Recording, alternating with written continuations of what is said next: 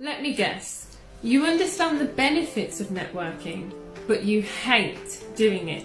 And when you push yourself to do it, it's never really that successful anyway. Most of us dislike networking because it feels fake and uncomfortable. But building a personal network is just a fancy way of saying meeting new people. Reframing your approach to networking is the first step in being able to build a social capital that can be mobilised and is mutually beneficial. In fact, it's one of the most powerful things you can do to support your career advancement. Findings show that a whopping 85% of jobs are filled by networking. As your social capital is linked to your financial capital, you can safely assume that by not networking, you are actively losing money. Okay, so you're not literally losing money, but you're losing the money you could have from the opportunities that are going to the people who are networking. So here are some of my top tips for how you can start building your social capital today. Number one is to focus on quality over quantity.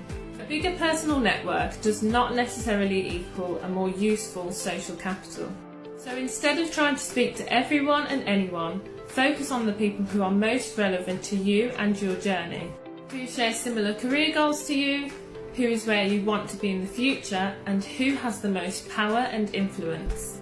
This approach will help you make the most effective use of your time so that you can begin making meaningful connections with people you genuinely want to get to know. The second tip is to be diverse with who you connect with and to not settle into your initial ties. Initial connections are often made through immediate proximity. While this is great for settling in, it's not so great for your career growth.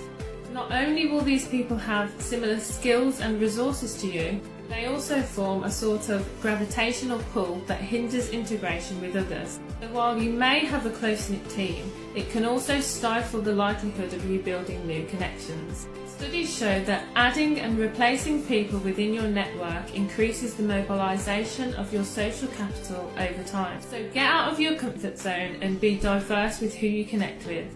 This is more likely to lead to faster promotions, higher bonuses, and stronger performance reviews.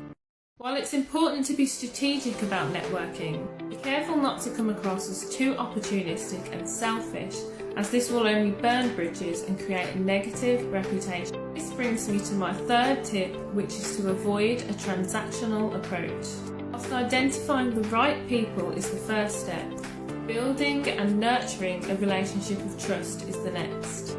Focus on finding things that you can connect over, whether that be shared life experiences, hobbies, similar backgrounds, career goals, and what you can do for them. Listen more than you talk, as people love talking about themselves, and it also helps you establish a deeper connection. Nurturing a relationship will involve you sacrificing your time and staying true to your word. Reintroduce, remind, check in, and follow up. Keep a log of important milestones and topics from previous encounters. These will be great conversation starters and create a sense of closeness. Remain visible, so make sure you're connected on social media platforms. People are able to see the progress, changes and events that are occurring within your life. It will keep you in mind and help you stay connected over time. To summarise, my top 3 tips for building a strong social capital is to focus on quality over quantity, be diverse with who you connect with, avoid a transactional approach by nurturing meaningful and lasting relationships with people who can speak for you and create the visibility you need to succeed.